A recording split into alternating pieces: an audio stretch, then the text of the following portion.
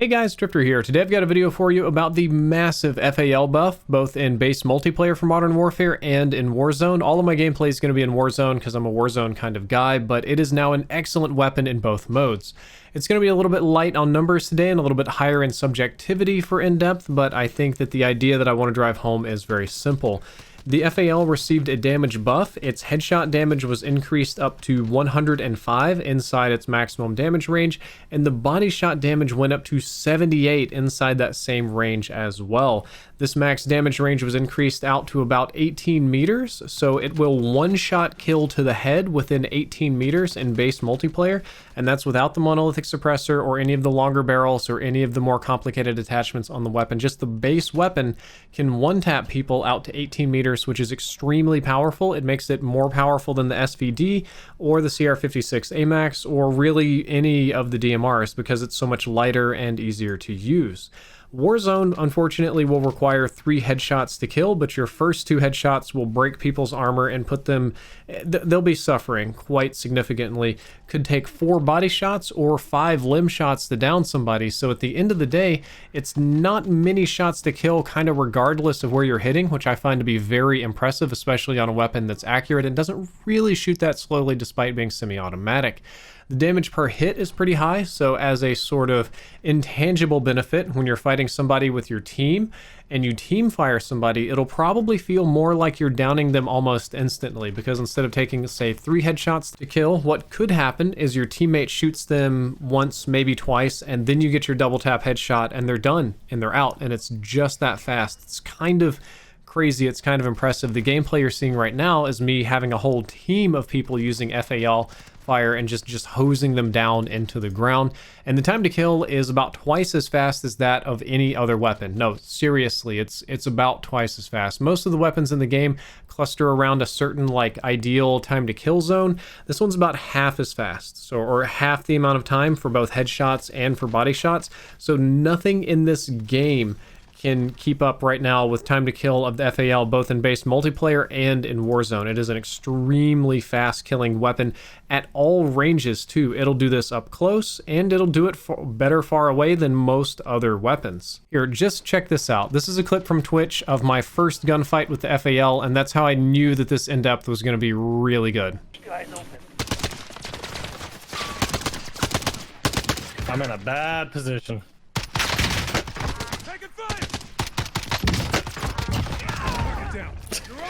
Holy crap! Can somebody click this? Can somebody clip that?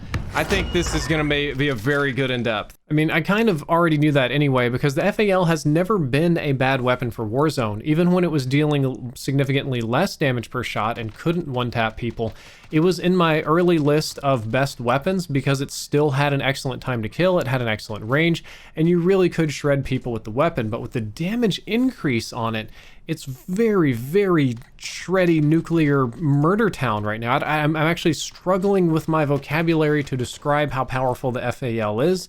And this buff made it significantly better to the point where I might be pressed to say that it's the best weapon in Warzone. I know the Growl is still the king of almost everything, and the CR56 is popular, and the MP5 is popular, but I'm telling you guys, the FAL's time to kill is so scary and so impressive that it should be respected right up there with the Growl. And even after only a couple of days, I have noticed a lot more people using it in Warzone. There hasn't been a guide video from me or Ace or anybody else that I'm aware of, but people are still finding the FAL to be a much more attractive weapon choice. Now, I do have to admit that the FAL is a semi-automatic weapon, and it does kick less predictably than a lot of the full auto weapons like, say, the Growl. It isn't particularly snappy on handling, and it does take a lot of skill to use, which is why I think a lot of people gravitate away from it. The FAL is always going to be harder to use than just holding down an M4, holding down a Growl or Kilo or something like that. The recoil can be quite high, it can go side to side, it can be a little unpredictable.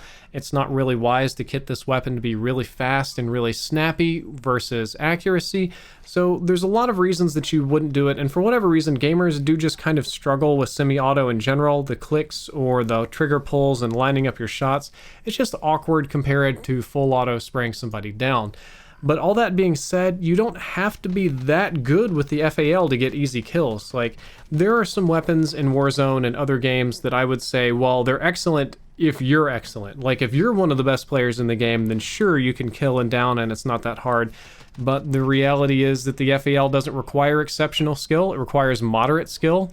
A couple of games of practice. You could go through it in regular multiplayer and then bust it out in Warzone. You'd probably be accustomed to the recoil. Tinker with your class a couple of games. I think that almost any of you watching this could have your FAL ready to set up and murder people in 1 to 2 hours, if not less, or significantly less. I know that Niku, who you frequently see in videos in this channel, has been using it with burst fire quite a lot. Personally, I find burst fire to be hilarious up close because it can one burst people with headshots. It's 3-round bursts, so one burst will just delete somebody. Just get a load of this clip. That is the face of a man dying in anguish because he did not watch in depth and he had no idea how powerful the FAL can be. He had some colorful things to say in game chat, but that's pretty normal for Call of Duty these days.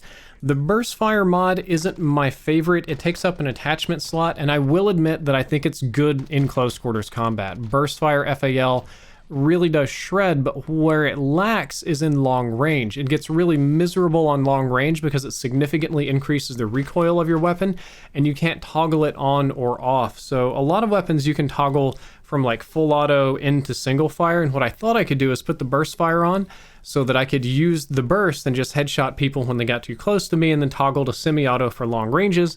But in Modern Warfare, we don't have the toggle switch, so it's burst fire all over the place, which means for long ranges, which is where the FAL is really supposed to do well, what's probably going to happen is you're probably going to shoot and your first shot's going to hit and then your other two are going to miss, and then it's going to be awkward and difficult to resettle, and then the person's just going to beam you with their mounted M4 and you're going to lose the fight. It can really, really stink like that. I've got a couple of recommended loadouts to recommend here near the end of the episode. This one is the balanced FAL loadout. It's a 4x switch hybrid sight. I kind of like that one. It's got two very clean sights on it. It's got a 4x zoom, which is a little bit uncommon on the hybrids. Marksman barrel, primarily to reduce recoil, but it helps range a little bit. Monolithic suppressor is kind of standard. I will use a tack laser to shorten my aim down sights time and a stippled grip to shorten the ADS time and also the sprint out time. The stippled grip does tend to make the weapon a little bit wobbly at long ranges, so I put an asterisk right there. If you don't like the stippled grip and you want a more stable weapon, you could probably go with a 24 or 30 round magazine on it, or maybe like a Merc 4 grip or something, but I did get the best results with this balanced loadout, swapping back and forth between the regular holographic sight and the 4x zoom for long range. But there's another FAL class that also worked pretty well for me, which was the close range damage shredding machine. I put a red dot of some kind on there. I run the lightweight suppressor, fast aim down sight stock, stippled grip, and tack laser, and this is more of a close to medium range FAL. You won't have quite the same long range lethality. I guess you could as long as you hit your shots, but in most cases what's going to happen is that the weapon is going to kick a little bit too much, so you'll have to mount to hit your shots at long range. But what this class is designed to do is allow you to react really, really quickly and snap aim and headshot people and just kind of spam them into the ground. And if you're one of those people that like burst fire, I'd probably trade out stippled grip for the burst fire mod attachment. Stippled is probably the most sacrificable attachment on this entire thing. And in general, I do think that mounting the FAL is a good idea too, because it really becomes a laser like that. A weapon like this, you do get punished when you start missing shots. Your accuracy is very important. Recoil is extremely important to control.